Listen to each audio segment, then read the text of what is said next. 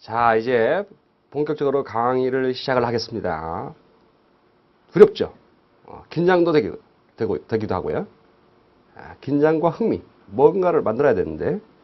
자, 우리 제일 첫 장이 언어와 국어라고 되어 있어요. 국어 문법이라든가 이런 데서 가장 기본이 되는 사항들을 정리해 놓았다, 이렇게 생각하시면 됩니다. 이쪽 부분도 공직 채용 박람회 문제에서 출제가 되었어요. 그래서 2013년도에 출제를 이렇게 할 겁니다. 그래서 2012년도 공직 채용 박람회라는 게 있었거든요. 그때 나온 문제가 여기에서 나왔어요. 자, 그래서 어느 쪽 분야도 중요하지 않은 분야는 없겠습니다만은. 자, 언어와 국어. 이쪽 분야에서 나오는 문제. 영역을 언제나 학생 목표를 정확히 잡아야 되겠죠. 자, 어떤 것들이 문제 나오느냐. 첫 번째, 언어의 본질. 언어의 본질이 첫 번째 우리가 알아야 될 사항입니다. 언어 자체가 갖고 있는 일반적 성질. 영어도 갖고 있고 국어도 갖고 있고 일본어도 갖고 있는 성질을 봐야 되겠고요. 두 번째, 언어의 기능. 언어가 어떤 기능을 하느냐. 세 번째, 국어의 특질. 국어의 특질이에요. 자, 이거는 일반 언어들이 갖고 있는 특질이라면 우리 한국어만이 갖고 있는 특질을 정리하는 겁니다. 이 영역 안에 들어가면은 우문상의 특질, 두 번째, 어휘상의 특질, 세 번째, 문법상의 특질이라고 나눠져요. 그래서 우문과 어휘와 문법이 갖고 있는 한국어의 특질, 요거를 정리하는 것이 지금 강의에서 가장 중요한 지점 중에 하나라고 보시면 되겠죠. 다음 네 번째, 한글이 도대체 어떻게 만들어졌느냐. 한글의 창제 정신을 알아보고, 다음 한글의 제자 원리, 어떻게 한글이 기역, 니은, 디귿, 리을이 어떻게 만들어졌느냐. 그 원리는 도대체 무엇인가. 제자 원리를 체크하는 문제. 요 네 가지 영역이 언어와 국어에서 출제 비중이 높은 분야인데요. 이 중에서 언어의 본질은 별표 하나 정도 알아두시면 되겠고요. 언어의 기능은 뭐 정확하게 금방 알 수 있는 영역이기 때문에 또 시험 문제에 또 나올 가능성은 약간 떨어집니다. 국어의 특질은 완벽하게 소화를 해야 되는데, 이 내용이 나중에 국문법 분야 들어가서 우문론, 어휘론, 문장론 이런 부분에 들어가면요, 아주 심각하게 또 복잡해집니다만, 그 이전에 기본적이고 개괄적인 사항들 우리가 체크를 해둬야 된다. 정말 중요한 지점이다. 그 다음에 한글의 창제정신 금방 알 수 있고요. 제자 원리, 요게 2010년도, 2011년도, 작년, 재작년 계속해서 문제가 나왔는데 올해는 시험 문제에서 출제가 되질 않았어요. 자, 그러면 내년엔 출제되지 않을까요?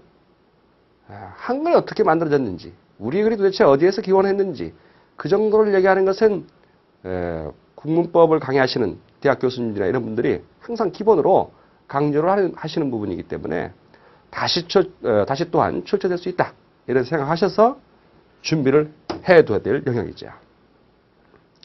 자, 뭘 공부한다? 언어의 본질, 언어의 기능, 국어의 특질, 우문, 어휘, 문법상의 특질, 한글의 창제정신과 제자원리. 자, 이 부분이 첫 번째 시간에 정리해야 될 부분인데 이걸 다 하기는 힘들 거예요, 아마. 그래서 한 국어의 특질 중에서 우문, 어휘 정도쯤 우리가 체크를 하고, 그 다음에 한글의 창제정신, 이 부분은 뒷부분에 다음 차시에 뒤에 나와 있는 문제까지 같이 풀면서 이런 문제가 나왔으니까 우리가 이렇게 다시 또 준비해야 된다. 이렇게 해서 반복해서 제가 문제까지 풀어드리면서 정리를 해드릴게요. 자, 처음에 나와 있는 우리 교재를 볼까요? 언어의 본질에서 언어의 정의, 중요하지 않습니다. 쓸데없는 부분은 여러분 딱 제치고 여러분이 풀어나갈 수 있도록 준비해야 됩니다. 언어의 본질과 기능, 언어의 기호적 특성, 언어는 기호다 라고 하는 것을 얘기를 해놓고요. 이것도 중요하지 않습니다. 언어의 기호의 특성, 두 번째 사항이 바로 언어의 본질에서 핵심적인 사항이죠. 자, 정리해볼까요? 첫 번째.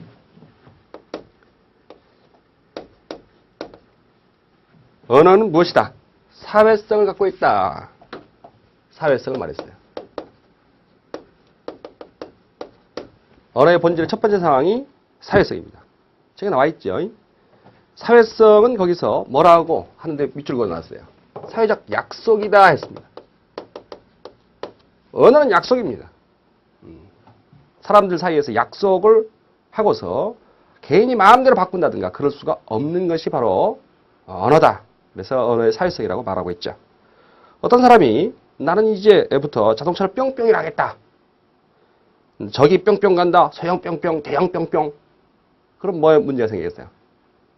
사회적으로 그 사람은 왕따 당할 수가 있겠어요. 뭔 소리인지 모르잖아요. 4차원이라고 이상한 사람이라고 얘기를 하겠죠. 그래서 언어는 사회적 약속이기 때문에 규범이기 때문에 좀 지켜져야 되는 거죠. 개인이 마음대로 바꾸지 못하는 겁니다. 개인이 마음대로 바꾸지 못한다. 그러면 언중들이 사람들이 야 우리 이렇게 바꾸자 함께 바꾸자고 한다면 그럼 바꿀 수 있는 거겠죠. 자, 첫 번째 언어는 어떤 것이 있다? 사회성을 갖고 있다. 두 번째 역사성. 자, 이 역사성이 정말 중요한 점이죠. 역사성은 언어라고 하는 것은 가만히 있는 것이 아니라 변화한답니다. 변화가 초점입니다. 새로운 말이 생겨나기도 하고 생성되기도 하고 그다음 소리가 달라지거나 의미가 변화하기도 하고 성장하기도 하고 이제까지 쓰이던 말이 없어지기도 하고 소멸하기도 하고 문법이 변하기도 하죠. 그래서 역사성을 뭐라고 표현해 놓고 있습니까? 가역성 했습니다. 가역성. 역자가 무슨 역자예요? 거스를 역입니다.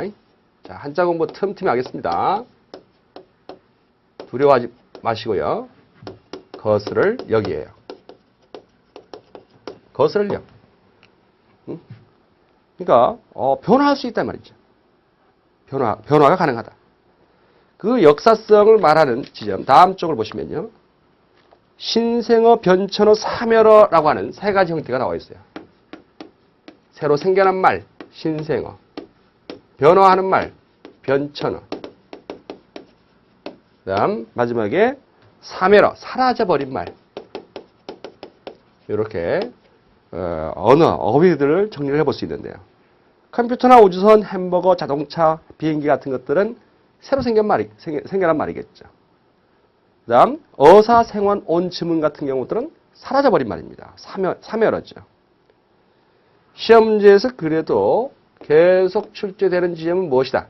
변천어 부분이 문제가 되고 있습니다. 변천어.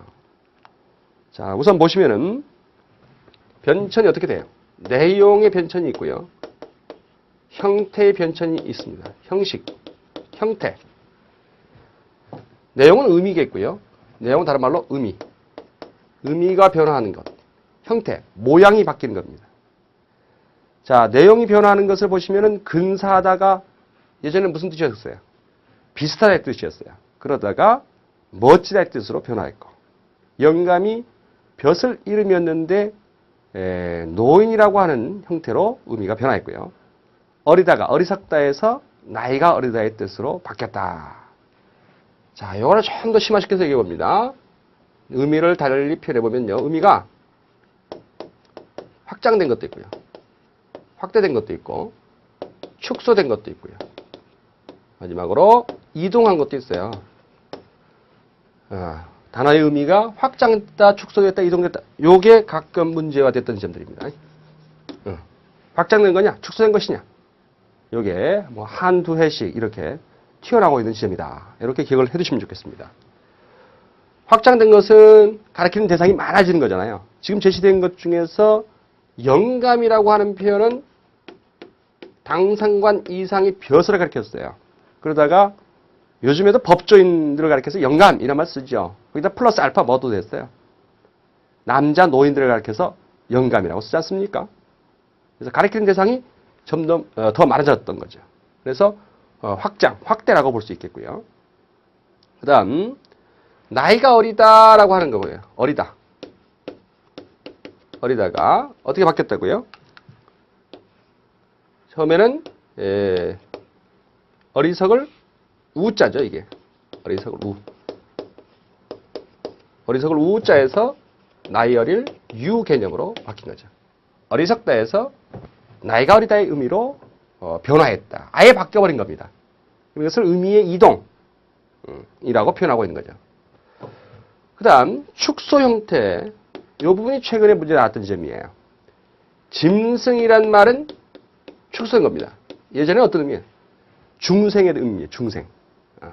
살아있는 무생명체들 다 일러서 중생, 짐승 이렇게 했어요. 그러다가 요즘에는 어떻게 바뀌었어요? 인간을 제외한 동물들. 그리고 당신의 인 짐승, 비스트. 농담입니다. 짐승. 의미가 줄어들었어요. 무엇이 함께 제시되느냐? 놈. 예전에는 놈이라는 것은 사람을 가리키는 표현이었어요. 그러다가 야 이놈아 하는 형태로 속어로 사용되고 있죠. 속어로 사용되고 있으니까 가리키는 대상이 줄어들었습니다. 그래서 놈을 밑줄 그어놓고 나서 2008년도인가 문제 나왔어요. 놈을 밑줄 그어놓고 나서 같은 의미의 의미의 변화를 보여주는 걸 골라라. 정답이 짐승이었죠. 그 이외에도 선생님 다른 거 없습니까? 자, 그와 관련된 부분을 여러분들 한번 찾아서 정리를 해두시면 좋은데 몇 페이지에 그걸 적어놨냐면요. 126쪽에 나와 있어요. 126쪽에 확장, 축소, 이동 이 변화를 보여주는 그런 어휘들을 정리해놨습니다. 거기 있는 것을 뭐 다 외우실 필요는 없겠고 야 이건 나올 만하겠다. 흔히 자주 나오는 걸 중심으로 보시면 됩니다. 자주 나오겠다. 그리고 이거는 중요하겠다. 이런 판단이 서는 것들을 중심으로 해서 쫙 외워두시면 좋겠어요. 여러분하고 저하고 딱 코드가 맞으면은 조만간에 모의고사 같은 걸 다 우리가 같이 본다든가 문제 풀면서 이런 게 중요합니다 하는 얘기를 더 말씀드리겠습니다만은 그래서 126쪽을 꼭 확인하셔서 공부를 더해 주시기 바랍니다. 그 다음 형태의 변화가 나와 있어요. 모양이 바뀐 거라 했어요. 그걸 보니까 어휘상의 변화가 있고 문법상의 변화를 얘기했죠. 어휘가 바뀌었다. 문법이 바뀌었다. 이걸 얘기해주고 있는데요. 지금 나와 있는 거 보면은 가잘이 가을됐다. 가잘. 따라해보세요. 가잘. 가잘이 가을로 바뀌었다. 어휘의 변화인데 단어가 가잘이라는 형태의 모양이었다가 가을이라는 형태의 모양으로 바뀌었다는 거예요. 모양의 변화. 마잠이 마음. 디다가 지다 됐어요. 디다. 지다. 이렇게 된 것을 우리가 뭐라고 표현할까요? 국외음화 됐다라고 얘기하죠. 국외음화 현상이 벌어진 겁니다. 이 국외음화는 18세기에 가서야 일반화됩니다. 18세기. 그래서 세종어제 훈민정음이나 이런 것들을 보면은 어떤 글들이 하는 거 알겠어요? 이거 딱 보면요. 영구 발음이에요. 나라 말짬이 경기게 달라. 문자로 서로 삼마띠 언니할 때 이렇게 돼요. 삼마띠 이렇게 되죠. 그런 것들이 지읒 형태로 변화한 것은 18세기 가서야 그렇게 변합니다. 우리 현대 국어처럼 변하는 거예요. 지금도 이북 지역이나 좀 한경도 쪽 이런 쪽에서는 국외음화가 아직도 벌어져야 되는데 벌어지지 않은 형태가 나타나요. 정거장의 전기불이 번쩍번쩍입니다. 이런 말을 동거당의 동기불이 번쩍번쩍이에요. 이렇게 표현한다고요. 동거당의 동기불. 그래서 뛰다가 치다로 표현했다. 어쨌든 지금 말씀드리고 싶은 것은 어휘가 글자의 모양이 변화한 것들을 보여주고 있는 거죠. 문법상의 변화를 얘기할 때는요. 문법적인 측면은 조사나 어미 같은 것의 변화를 말합니다. 선생님 조사가 뭐고 어미가 뭐예요? 지금은 잘 몰라도 돼요. 조금 있다가 또 배우게 되겠죠? 자, 지금 보면 공자가 현대국에서는 가라고 써야 될 부분인데 옛날에 어떻게 썼어요? 주격조사, 가라고 하는 형태의 이였어요. 주어 만들어주는 조사를 주격조사라고 합니다. 공자가. 그러다가 이를 대신해서 무엇이? 가가 쓰인 거죠. 공자가. 그래서 조사가 변화했죠. 이런 조사의 변화를 가리켜서 문법적인 변화다라고 합니다. 선생님 어미는 뭔데요? 뛰다라고 할 때 뛰다라고 할 때 다 지점이 어미 지점이에요. 앞에 것을 뭐라고 얘기하냐면 어간이라고 그래요. 어미. 뛰다, 뛰고, 뛰니, 뛰어서. 어미는 변화하는 부분이죠. 말꼬리입니다. 동사나 형용사에 나타나는 뒷부분을 어미라고 합니다. 여기서는 주격 조사의 변화만 살짝 언급을 해드렸습니다. 하여간 문법적인 부분에서의 변화도 나타나는데 이와 같은 의미가 바뀌든지 글자 모양이 바뀌든지 조사나 이런 것들 하여간 글자 모양들 글자 형태들이 바뀐다든가 그게 다 뭐를 보여주는 예가 됩니까? 언어라는 것은 곧 어떻다? 변화한다.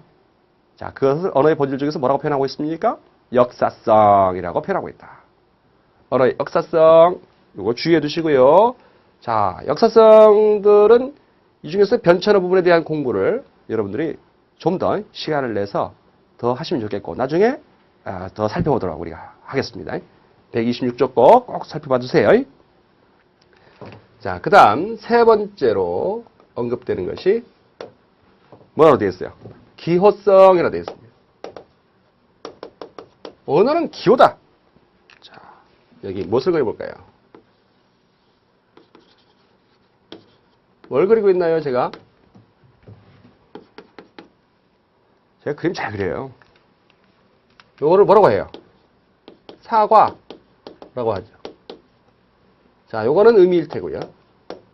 요런 의미. 이게 내용이에요. 요것이 소리죠.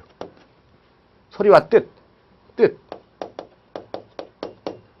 자, 요것은 뭐라고 볼 수 있겠고요. 내용이겠고요. 소리는 형식이라고 볼 수 있죠. 모든 언어는 내용과 형식으로 이루어져 있는 겁니다. 내용과 형식으로 이루어져 있어요. 근데 사람들은 어디에 매입니까? 그 내용에 초점을 맞추지 않고 그 형식에 매이는 경우가 있죠. 말 자체에만 이게 집착하는 경우가 있어요. 그게 문제가 되긴 하는데 하여간 의미와 소리로 이루어져 있다. 의미와 소리로 이루어져 있다. 그게 바로 무엇입니까? 언어의 기호성이다. 그것을 기억을 해주면 됩니다. 그 다음 네 번째, 개방성을 말하고 있습니다. 언어는 개방되어 있다. 다른 말로는 밑줄 그어둬야 되겠죠. 창조성. 언어는 창조성이 있다. 인간은 배웠거나 들어본 적이 있는 문장을 기억해서 그대로 따라하는 것이 아니라 상황에 따라 그때 새롭게 창조해낸단 말이죠. 문장을. 이를 창조성이라 한다. 사랑, 평화. 사랑, 평화 눈에 보이는 겁니까? 보이지 않는 겁니다. 보이지 않는데 사랑, 평화라는 말을 만들어내는 겁니다. 그래서 추상적인 단어들도 만들어내고 용, 봉황 실제 봤습니까? 보이지 않았는데 언어를 통해서 만드는 겁니다. 인간들이 그렇게 해서 언어를 통해서 뭔가를 만들어내니까 그 언어에 매이기 시작하는 거죠. 사랑. 그 말에 매여요. 우리 집사람도 매여요. 사랑이란 말을 쓰지 않으면 사랑하지 않는 것으로 생각한단 말이에요. 그러니까 언어를 잘 구사해야 돼요. 그게 중요한 건 아니겠죠, 물론. 개방성. 계속해서 창조해낸다. 사랑이니 평화니 하는 눈에 보이지 않는 것들도 만들어낸다. 용, 봉황. 보이지 않는데 만들어내고 있다. 그게 바로 언어의 개방성을 말하는 것이다. 라고 기억하시면 되겠죠. 그 다음 시험 문제에서 가장 중요한 지점으로 계속 다가서는 부분이 다섯 번째 나와야 된 자의성입니다. 자의성. 자의성은 한자도 기억하시면 좋겠어요. 한자 문제가 자의적이다 라고 해서 출제될 수 있거든요. 자, 요 글자는 우리가 버금차라고 얘기합니다. 차례 할 때 차자예요. 따라해보세요. 버금차. 따라 안 하시면 안 됩니다. 따라 하시면 합격합니다. 국어는 어학이기 때문에 똑같이 입에 익숙해지고 그래야 시험장에 가서 바로 답하는 겁니다. 따라도 안 하고 멍하게 앉았다가 어느 순간 되면 시험 문제 딱 풀려고 하는데 안 풀려요. 애매해집니다. 입에 익숙해져라. 그래서 지금 동영상을 보시면서 여러분들이 다 문제를 풀어나가는데 같이 공부해 나가는데 멍해서 저 인간 왜 이렇게 생겼어? 그에만 신경 쓰지 마시고 왜 이렇게 못생겼어? 그런 거 신경 쓰지 마시고 따라하는 거예요. 여러분 따라하고 똑같이 저하고 같이 공부한다는 느낌으로 그렇게 하다 보면 어느 순간 입에도 익숙해지고 재미도 있어지고 국어가 즐거워지는 거예요. 즐거워져야 공부가 되는 겁니다. 자, 따라해보세요. 버금차. 그래서 차라고 발음 나는데 밑에 뭘 갖다 붙이니까 마음심을 갖다 붙였더니 자로 바뀌었죠. 아하, 두 글자 알 수 있죠. 자기 멋대로의 마음, 그게 자자입니다. 의자는 당연히 뜻의자인데 뜻의자는 어떻게 글자가 되었어요? 소리음자에 소리음이죠. 밑에 마음심이 들어갔어요. 그래서 뜻의자예요. 뜻이라는 게 뭐라는 걸 한자가 보여주고 있어요. 아하, 마음의 소리가 곧 뜻이로구나. 마음의 소리를 잘 들어야 뜻을 알 수가 있는 겁니다. 정신이 없으면 뜻을 알 수가 없어요. 마음의 뜻을, 마음의 소리를 잘 느껴보세요. 내가 이제 앞으로 어떻게 삶을 살아야 될 것이냐. 여러분들 정말 소중하고 능력 있고 대단한 분들인데 사람은 일생 동안을 살면서 몇 퍼센트의 능력밖에 쓰지 않는다고 그래요. 10%밖에. 자신의 능력을 쓰지 않는다고 합니다. 여러분들은 지금까지 여러분이 갖고 있는 능력 중에서 어느 정도 능력 발휘를 해왔습니까? 자, 한번 능력 발휘 한번 해보세요. 여러분들도 한 5, 6개월 만에, 3, 4개월 만에 합격할 수 있습니다. 주변에서 그렇게 합격하고 나면 어떻게 돼요? 그 집의 아들, 그 집의 딸 정말 똑똑한 친구야. 공부 시작하자마자 한 4, 5개월 했는데 공무원 시험에 합격했어. 그 집안 똑똑한 사람이네. 사람들 똑똑하네. 그 친구 애인이 있대? 애인 없다던데. 그러면은 우리 저쪽에 지역 유지의 아들이 있는데 그 친구 좀 소개시켜주자. 저쪽에 아주 훌륭한 친구 있다는데 소개시켜주자. 그러면서 새로운 삶이 펼쳐지는 거예요. 자신의 뜻을 잘 들으세요. 당신은 뭐 때문에 공부를 하고 있는지. 자, 자의적이다 하면 어때요? 자기 멋대로의 뜻입니다. 이때는. 자기 멋대로. 인간의 언어는 자의성을 갖고 있다. 자의성을 갖고 있다. 자, 그럼 어떻게 해서 자의성을 갖고 있느냐? 첫 번째, 무엇은 하나인데 내용과 형식이라고 하는 것이 있다 했잖아요. 아까. 내용은 하나인데 형식이 여럿인 경우들 있죠. 그게 우리 교재에 나와 있어요. 자, 집을 가리키는 표현이 어떻게 됐어요? 하우스, 까사, 매종, 탈로, 돔. 참 다양한 형식으로 똑같은 집을 가리키는 표현인데 언어마다 다르게 표현하죠. 자, 그런 형태도 있을 테고 또 어떤 게 있을까요? 내용은 여럿인데 형식이 하나인 경우도 있겠죠. 이걸 보통 우리 뭐라고 표현합니까? 동음, 이의어. 이것도 언어가 자의적인 것을 설명해 주겠죠. 배를 타고 가다가 배가 고파서 배를 먹었어. 이렇게 말할 때 배 나와요. 똑같은 배인데 문맥적으로 다른 거죠. 똑같은 형식으로 배라고 말하고 있지만 의미가 다양하죠. 자, 그건 무엇을 설명해 줄 수 있다? 자의성을 말하는 근거가 된다. 그 다음 세 번째 무엇이고요? 언어의 역사성. 언어의 역사성도 자의성 안에 들어갈 수 있겠죠. 핵심이 뭐라고 하는 것을 우리가 기억해야 돼요. 내용과 형식 사이에는 무엇이 없음? 필연성이 없다 이거예요. 필연성이 없다. 어떤 내용 전달하려면 어떤 형식만이 1대1 대응을 하는 그런 게 아니다 하는 것을 얘기하는 거죠. 언어 역사성도 확장, 축소, 이동됐던 그 모든 것들이 다 어떤 것을 얘기합니까? 의미가 바뀌고 있잖아요. 형식이 바뀌고 있죠. 장제 형태가 장자가로 바뀌고 있어요. 변화합니다. 변화하는 것은 어떤 걸 말해주기 위해서 어떤 형식만이 필요한 게 아니다. 자의적인 거다. 그걸 말해줄 수 있는 근거가 되죠. 역사성도 자의성이 포함될 수 있습니다. 그 다음 요게 여러분들 헷갈려서 실제 시험 문제에서 걸려들었던 문제인데요. 의성어, 의태어. 의성어나 의태어도 자의적입니다. 똑같은 소리를 흉내내는데 어떻게 다를까? 우리는 개의 울음소리를 어떻게 표현해요? 어떻게 짖어요? 멍멍 이렇게 표현하잖아요. 미국 개들은 어떻게 짖을까요? 와우 와우 그렇게 울죠. 일본 개들은요. 왕왕 그래요. 왕왕. 똑같은 소리인데 이게 국적이 있는 건가? 개들마다 같은 소리를 내는 게 아니었나? 똑같은 소리입니다. 똑같은 소리인데 그것을 표현하는데 언어마다 그 지역의 사람들마다 다른 식의 언어 표현을 쓰고 있는 것이죠. 의성어, 의태어마저도 뭐다? 자의성을 갖고 있다라고 해야 됩니다. 예전에 시험 문제가 어떤 식으로 나왔냐면, 어떻게 나왔냐면요. 한국에서는 수탈개 울음소리를 꽃기요라고 한다 해놨어요. 꽃기요. 자, 그것만 나왔다고 자의성이 됩니까? 굳이 말하면 이건 어떤 걸 얘기합니까? 기호성밖에 안 됩니다. 꽃기요라고 한다. 뭘 설명해 줄 수 없어. 필연성이 없다는 걸 설명할 수 없잖아요. 뭐라고 말해야 되겠어요? 아, 한국에서는 수탈개 울음소리를 꽃기요라고 하지만 미국에서는 코코도들도라고 한다. 코코도들도라고 한다. 이런 얘기가 같이 나왔다면 뭐가 되겠어? 자의성을 설명하는 것이 되는 거죠. 이해하셨죠? 자의성을 갖고 있는데 의성어 의태어도 그런 자의성을 갖고 있다. 자, 농담하는 게 있어요. 뭡니까? 난센스 퀴즈. 따라해보세요. 난센스 퀴즈. 무슨 퀴즈? 난센스 퀴즈. 넌센스 아니에요? 외래어 표기법도 시험 문제 나오는 겁니다. 따라해보세요. 난센스. 난센스입니다. 자, 이거 뭐 다 알고 있는 한 20년 전 개그인데요. 무엇을 가리켜서 나는 잘 몰라요 라고 하는 말을요. 영어로는 I don't know. 그 정도는 알죠. 중국어로 뭐라고 하는지 아세요?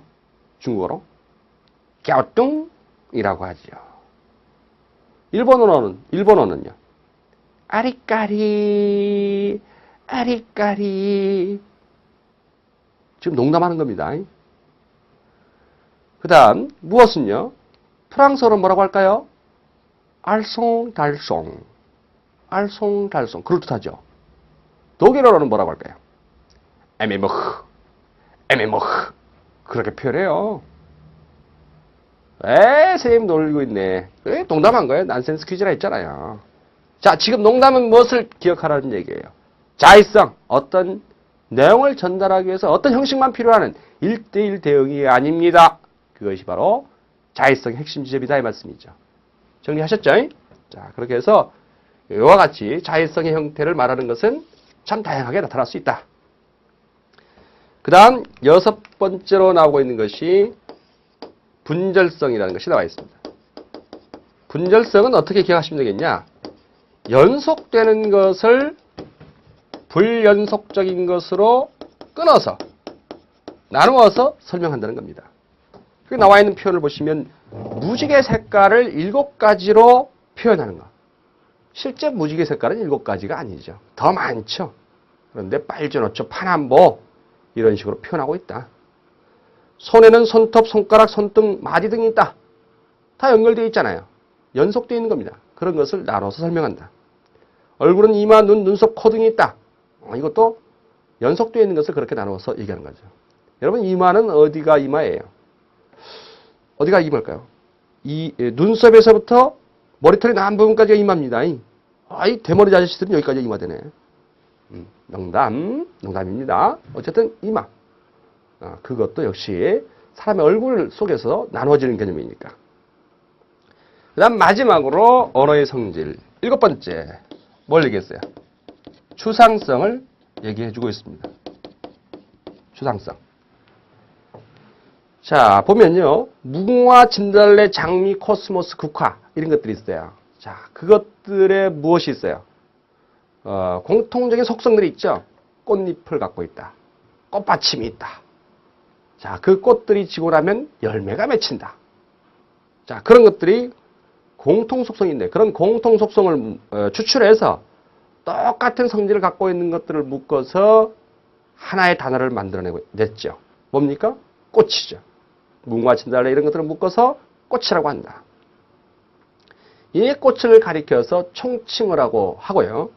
이렇게 총칭어를 만들어가는 것을 추상어 과정이라 하고 이런 언어의 성질을 추상성이라고 한다. 아시겠죠? 7번째 마지막 점입니다. 그런데 중요한 지점 중에 하나라고 제가 별 표시해놨는데 고유명사는 추상성을 갖지 않아요. 오대혁 이건 고유명사입니다. 고유명사이기 때문에 이런 오대혁 저런 오대혁 그런 것들을 다 묶어서 오대혁이라고 한 게 아니죠. 그래서 그와 같은 경우에는 추상화 과정을 거친 게 아닌 거죠. 사람의 이름이라든가 이런 것들은 추상화 과정을 거친 게 아니다. 고유명사들은. 남대문, 그것도 고유명사입니다. 이런 남대문, 저런 남대문, 묶어서 남대문이라는 명칭을 단 게 아닙니다. 어떤 문화재 이름이라든가 이런 것들도 고유명사이기 때문에 추상화 과정을 거치지 않는다. 요거까지 기억해 두시고, 나중에는요, 이게 뭐의 문제로 다가서냐면요, 국어의 로마자 표기법이라는 게 있어요. 그러니까 우리말을 영어로 어떻게 옮기느냐. 우리 지하철 타고 가다 보면 지하철 역사의 옆에 그 지역 역사의 어떤 이름을 적어 놨잖아요. 그죠? 홍대역 이렇게 하는 거. 서울대 입구역 할 때 역자 붙어 있는 그런 것들 보면은 영어를 옆에서 써놨잖아요. 영어를. 자, 그거 적을 때 고유명사는 대문자로 씁니다. 고유명사는 대문자로 씁니다. 영어로 옮길 때. 근데 보통 명사나 나머지 것들은 어떻게 쓰냐? 소문자로 시작합니다. 대문자로 쓴다는 말은 대문자로 시작한다는 의미입니다. 남대문 시작할 때 어떻게 써야 된다는 얘기예요. 이렇게 쓰는 거예요. N, A, M, D, A, E, M, U, N. 이런 식으로 대문자로 시작합니다. 고유명사는. 그거 하나만 잘 기억하시면 될 것 같아요. 이게 중요하게 또 문제로 작용하고 할 수 있기 때문에 사전에 말씀을 드려두는 겁니다. 자, 이렇게 해서 그 언어가 갖고 있는 기본적인 성질, 첫 번째 언어의 본질을 정리를 해왔어요. 첫 번째 뭡니까? 사회성, 역사성. 자, 역사성에서는 신생어, 변천어, 사멸어가 있는데 내용과 형태가 변화하는 형태를 보면 확장, 축소, 이동. 내용의 확장, 축소, 이동. 126 보시고요. 영감은 확장된 거, 짐승 놓으면 축소된 거. 어리다는 의미가 바뀐 거. 그것도 앞에 나와 있는 근사도도 마찬가지 의미가 바뀐 거예요. 비슷하다 해서 멋지다의 뜻으로 바뀐 거죠. 형태의 변화, 어휘, 가자리, 가을되고, 디다가 지다 되고, 조사어미 같은 것이 변화하는 것을 얘기하는 것은 형태 변화를, 문법의 변화를 가리킨다. 자, 언어는 기호성을 갖고 있다. 의미와 소리로 이루어져 있다. 사과라고 말하고 있다. 내용과 형식이 있다. 개방성, 창조성, 새로운 어떤 실제 존재하지 않는 것들도 만들어내고 새로운 문장을 계속 만들어낼 수 있다. 인간이라는 게. 그래서 창조성, 개방성이라 말한다. 자율성, 중요한 점이다 했죠. 이거 별표시 안 해놨네요. 이거 중요한 점이에요. 나왔다면 자의적인 거예요. 자율성이에요. 내용과 형식 사이에 뭐가 없다? 필연성이 없다. 필연성이 없는 것을 언어의 자율성이 난다. 내용이 하나이면서도 형식이 여럿일 수도 있고 내용은 여럿인데 형식이 하나일 수도 있고 언어의 역사성도 어디에 들어간다? 자율성에 포함시켜서 얘기한다. 의성어, 의태어도 역시 자율성을 갖고 있다. 그 다음 분절성, 추상성 이렇게 해서 7가지가 언어의 본질로서 언급된다. 이것을 기억을 해 두셔야겠죠. 그 다음에 밑에 보시면은 27쪽에 언어의 구조적 특성이라고 해서 체계란 말을 지금 써놨거든요. 요게 또 언급될까봐 말씀을 밑줄 그어두세요. 언어 기호들은 일정한 규칙에 의해 배열되어 일정한 체계성을 지닌다 해서 체계성이란 말이 나올 수도 있어요. 자, 뭐가 있다? 일정한 규칙에 의해서 배열되어서 일정한 체계를 갖고 있다. 그래서 체계성이란 말도 가능합니다. 다음 쪽을 보시면 구조라든가 이런 것들 얘기 나와 있습니다만 신경 쓰지 마세요. 쓸데없는 시간을 허비할 수 있습니다. 그 다음에 세 번째로 그 언어의 기능에 대해서 나와 있습니다. 자, 언어의 기능 정리하고 쉬는 시간을 갖도록 합시다.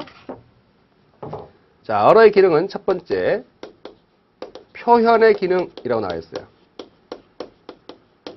인간의 언어는 뭔가를 표현하는 거죠. 자, 거기 이 과일은 무게가 2kg입니다. 말하는 사람이 사실적 판단을 보여주고 있어요. 어서 떠나시지요. 표현의 기능입니다. 이 표현의 기능의 반대 지점이 뭐가 있습니까? 표출적 기능이 있습니다. 표출의 기능. 표출한다. 자, 그 표현을 보세요. 말하는 이의 표현 의도나 전달 의도가 전혀 들어있지 않고 단순히 화자의 정서가 본능적으로 나타난 언어의 기능이라 했어요. 전달 의도나 표현 의도가 없는 갑자기 튀어나오는 말, 이런 말들을 가리켜서 우리가 표출적 기능이 있다. 아야! 아이고 죽겠다! 쯧쯧! 아유 아파! 이런 것들. 표현 의도를 갖고 있는 게 아니라 갑자기 튀어나오는 거죠. 그런 것들은 표출적 기능이다. 표출의 기능이다. 자, 이 다음에 기억해야 될 부분이요. 두 번째로 제시되어 있는 게 감화적 기능이거든요. 감화적 기능. 감화적 기능이란 말을 바꿔서 말 바꾸기를 시도해서 써본다면 뭐라고 됐어요? 감화, 지령적 기능, 명령의 기능, 뭐 이렇게 볼 수도 있어요. 그럼 이건 어떤 걸 강조하는 거냐? 행동을 유발시키는 겁니다. 행동 유발. 행동 유발입니다. 선생님이 동그라미 속에 감화적 기능 넣은 거예요. 감화적 기능도 넓게 보면 표현의 기능 안에 들어갈 수 있습니다. 표현 의도를 갖고 있으니까. 행동을 유발하는 것이다. 행동을 유발하는데 명령문, 청유문 당연하죠. 또 저리 가. 야, 우리 동해로 놀러 가자. 청유문이 의문형, 표어, 광고, 격언 등 중요한 건 뭐예요? 행동을 유발시키는 거예요. 자, 그거 보시면은 좀 더 일찍 일어나라. 예문 보시니까. 좀 더 일찍 일어나자. 이것은 금연구역입니다. 그 표현은 뭐예요? 금연구역이란 사실을 전달하기도 하지만은 이 지역에서는 담배 피우지 마세요. 라고 하는 것을 행동을 유발하게끔 하는 기능을 갖고 있죠. 여기다가 플러스 해주시면 좋을 부분이 뭐 속담이라든가요. 뭐 격언이라든가 뭐 이런 표현도 듣는 사람으로 하여금 행동을 유발하게 하려는 그런 의도를 가지고 말하고 있는 것이기 때문에 이 역시도 감화적 기능, 명령, 지령적 기능이라고 볼 수 있겠다. 이렇게 생각하시면 됩니다. 그 다음 3으로 나와 있는 뭡니까? 친교적 기능이라고 있죠. 친교적 기능. 서로 친하게 지내려고 하는 기능. 안녕히 주무셨습니까? 이런 표현이라든가 이런 것들은 친교적 기능에 들어가죠. 이 감화나 친교는 다 어디에 포함시켜서 표현의 기능 안에 포함시켜서 말할 수 있다. 그걸 기억해 주시면 됩니다. 그럼 다섯 번째로 지식과 정보의 보존 기능이라고 나와 있습니다. 지식과 정보를 보존하려는 기능. 현대인들은 실학자들의 저서를 통해서 그들의 사상을 파악할 수 있죠. 무엇을 통해? 문자 언어로 만들어져 있는 책을 통해서. 그게 문자 언어죠. 언어는 곧 뭐 지식과 정보를 저장하고 보존하는 기능을 갖고 있는 거죠. 그 다음 미적 기능이라고 나와 있죠. 언어의 아름다움 중에 언어는 어떻다? 아름다움이 있다. 이 말이죠. 전라도 사투리의 구수한 소리는 판소리의 서정을 높인다든가 시라든가 이런 것들. 아름다움이 있습니다. 아름다움이 있어요. 그 다음 마지막으로 관어적 기능.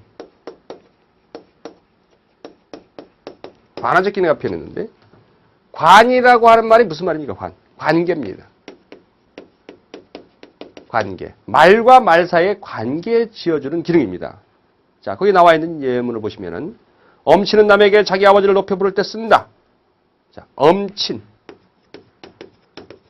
엄친 아가 아니에요. 엄마 친구 아들이 아니라. 엄친. 엄친은 누구? 자기 아버지. 자기 아버지를 뭐 할 때 쓰는 거예요? 아버지 보고 엄친 이렇게 씁니까? 안 씁니다. 친구한테 엄친께서는 이렇게 쓰는 거죠. 직접 부를 때 쓰는 게 아니라 간접적으로 그 사람을 지칭할 때 쓰는다. 그래서 지칭어라고 표현합니다. 우리가. 지칭어. 아버지의 호칭어는 뭐예요? 아버지 이거겠죠. 지칭어는 뭐예요? 엄친. 우리 엄친께서는 이렇게 말씀하셨어. 이렇게 말할 때.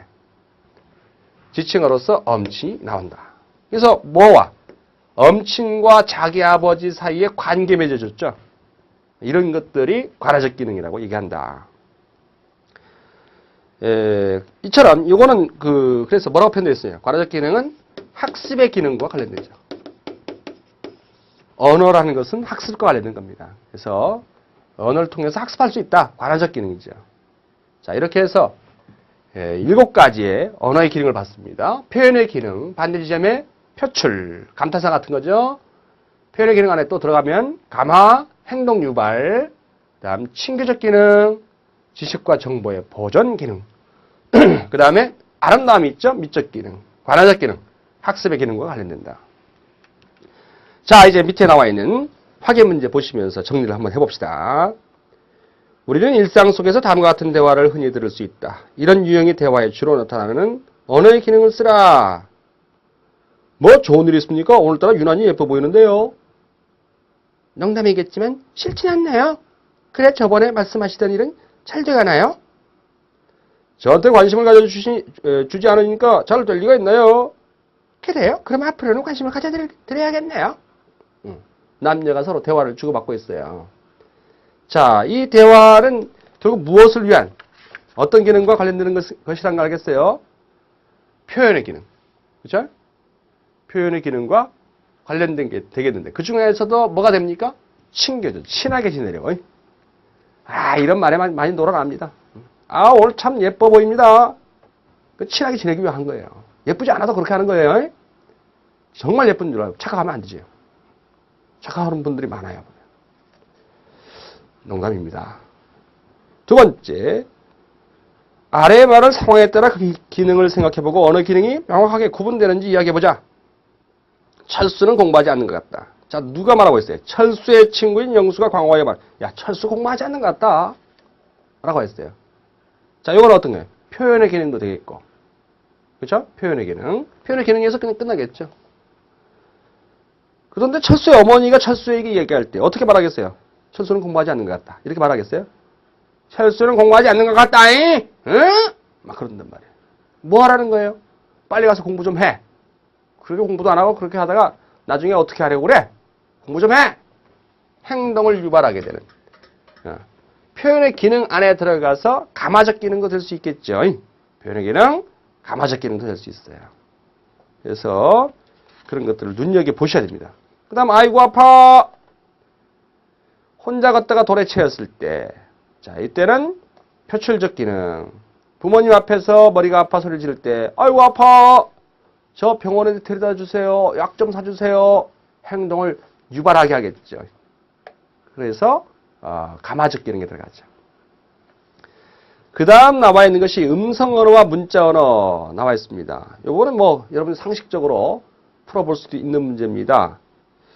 음성 언어는 우리가 실제 말할 때 말이죠, 말. 문자 언어는 그 글로 쓰여 있는 언어죠. 그래서 음성 언어는 일시적이고 문자 언어는 영구적. 음성 언어는 제약 있고 문자 언어는 제약이 없고. 음성 언어는 화자가 청자를 직접 대면해서 말하는 것이고 문자 언어는 필자와 독자가 한 장소에 공존하지 않죠. 글에서는요. 습득 과정이 뭐가 더 빨리 습득될까요? 말이 빨리 습득이 됩니다. 다음 글이라고 하는 것은 음성 언어 습득 후에 인위적으로 학습을 통해서 하게 되는 것이 문자 언어죠. 2011년도 작년도 12월에 국회적 문제에 이 문제가 나왔어요. 근데 이거 정신 못 차리면 그놈이 그런 것 같아서 헷갈릴 수 있는 지점의 문제였는데요. 음성 언어와 문자 언어의 차이를 볼 수 없는 것. 1번 대면 특성. 사람을 대면하는 부분에서 음성 언어는 직접 대면해야 되겠고 문자는 대면 안 해도 되죠. 차이점이 드러났죠. 공간 특성 마찬가지죠. 직접 만나야 어떤 공간 내에 같이 있어야 되겠죠. 근데 문자 언어는 그게 필요 없죠. 습득의 특성 말씀드렸고요. 창조적 사용 특성. 음성 언어와 문자 언어는 모두가 다 창조적으로 다 사용될 수 있습니다. 말도 글도 창조적으로 다 사용될 수 있는 것이기 때문에 그가 음성 언어와 문자 언어가 차이점이 있다고 말하면 안 되겠죠. 다섯 번째 기억과 교정의 특성. 그렇죠? 기억하고 교정하는 거 차이점이 존재할 수밖에 없습니다. 그래서 음성 언어와 문자 언어의 차이점을 어쩌면 아주 단순하게 문제를 냈지만 그 표현이 이거 뭐 말하고 있는 것이지? 이렇게 해서 애매해서 걸릴 수 있으니까 주의해 두시고요. 그 다음에 31쪽에 언어와 인간이라고 해서 나와 있어요. 이쪽 부분도 크게 신경 쓰지 않으셔도 되는데 한 번만 읽어봐 주세요. 언어는 인간 사고를 반영한다. 언어 없이 사고가 가능하다. 뭐 이런 주장을 하시는 분들이 있다는 말이에요. 언어가 먼저냐, 사고가 먼저냐, 뭐 이런 내용들. 언어와 사고의 관련 양상 뒷부분 더 나와 있고요. 뒤에 부분에 언어와 사회, 그래서 지역 방언이 어떻고 언어의 문화 반영 뭐 이런 것들이 나와 있습니다. 근데 이 지점들은 여러분들이 세부적으로 하나하나 들어가서 공부할 필요는 없어요. 대충 한번 훑어봐 두시고 이런 얘기로구나 하는 정도 정리해 두시면 되겠습니다. 자, 그렇게 해서 뒷부분까지 정리했고요. 다시 한번 총정리해 보면 지금 어느 지점까지 한 겁니까? 언어의 본질, 언어의 기능까지 정리했습니다. 자, 언어의 기능에는 몇 가지가 있었어요? 7가지 있었죠? 언어의 본질도 7가지 있었죠? 자, 언어의 본질들을 한번 떠올려봐요. 제일 먼저 뭐 얘기했어요? 언어의 사회성. 두 번째, 역사성. 세 번째, 기호성 얘기했어요. 기호성. 그 다음에 개방성, 창조성. 같은 말이었죠? 그 다음에 자의성. 강조했던 자의성. 그 다음, 뭡니까? 분절성, 추상성. 이렇게 해서 7가지 있고요. 그 내용들을 머릿속에 딱 집어넣는지 반복해서 따져보세요. 일단 언어의 기능에는 표현의 기능, 반대지점의 표출의 기능, 감화, 친교, 지식과 정보의 보존 기능, 미적 기능, 관해적 기능에서 7가지가 있다. 그래서 살짝 문제까지 우리가 풀어봤고요. 뒤에 부분들은 음성 언어와 문자 언어, 그 차이점들을 한 번 정도 출제가 됐기 때문에 또 나올까. 국회식 문제는 좀 어렵게 나온 거예요. 8급 시험 문제거든요. 조금 어렵게 나오는 건데요. 지금 봤던 그 음성 언어와 문자 언어의 차이점은 그렇게 어렵지 않게 우리 친구들이 답할 수 있는 문제였던 것 같습니다. 자, 이렇게 해서 첫 번째 강의, 언어의 본질, 언어의 기능 중심으로 정리한 부분은 이것으로 모두 마치겠습니다. 여러분 열심히 공부하십시오. 다시 쉬었다가 언어의 국어의 특질 부분 이어지도록 하겠습니다. 고맙습니다.